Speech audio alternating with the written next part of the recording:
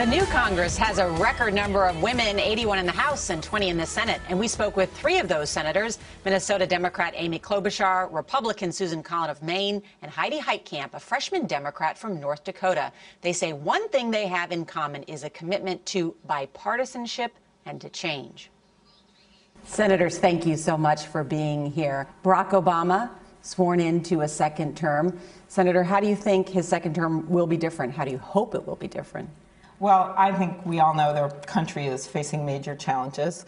We are starting with the challenge of bringing the debt down, but then there are so many opportunities for our country. The economy is now more stable. We can move forward with immigration reform, something I think you'd see some bipartisan support.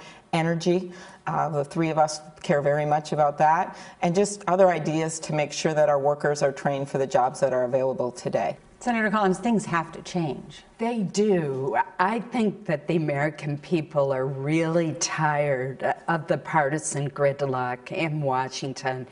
They want us to take a more pragmatic, less ideological approach to the issues. They want us to sit down, negotiate, and actually solve problems. Senator Heitkamp, you are a new member to the Senate, and along with that are 100 new women in Congress. What's that like being part of this class of a record number of women?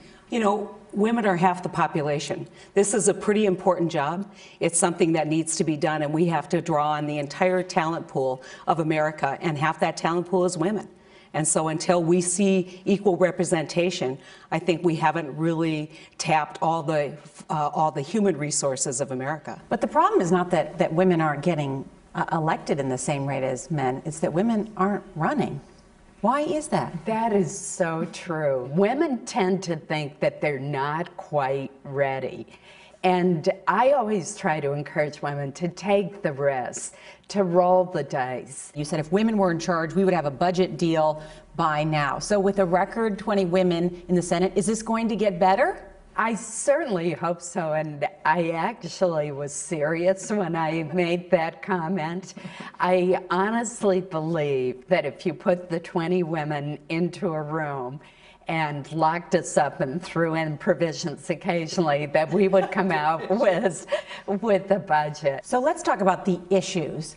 Gun control is certainly in the headlines. Senator Heitkamp, you have received an A from the NRA. Senator Klobuchar, you have received an F from the NRA. So as women, where could you 2 agree and set an example, given that you are so far apart on the issue of gun control? I think one of the areas that we can agree is to sit down and analyze what actually can work. There's things that we can all agree on that need to be done, and one of our big pushes is going to be the mental health system and helping parents. If they have a child who's in the basement they think could do this, where do they go today? And I think that's the common ground that we all share. You know, Heidi was the former Attorney General. I was a prosecutor for a major metropolitan area. So the issue of school safety, the mental illness, I think we can get something done on background checks. Obviously, I'd like to do something on the high-capacity magazines and other things. And I'm hopeful that when we sit down and look at these things, that there can be common ground. We have to do it for the kids of America.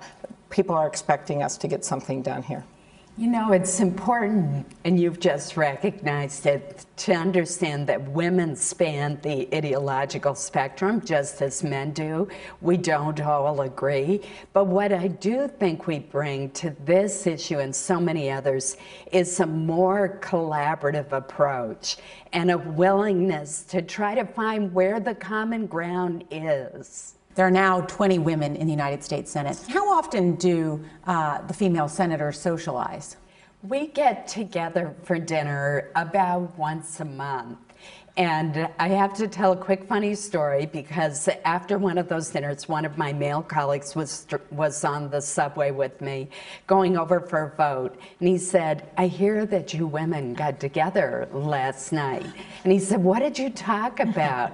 And I just smiled sweetly and I said, "We were planning the coup." And he didn't know what to make of that, but it was a lot of fun. Do you talk about them, meaning the male senators? Never at all. No. We never reveal what we talk about, which is one reason that these dinners have been so successful. Right.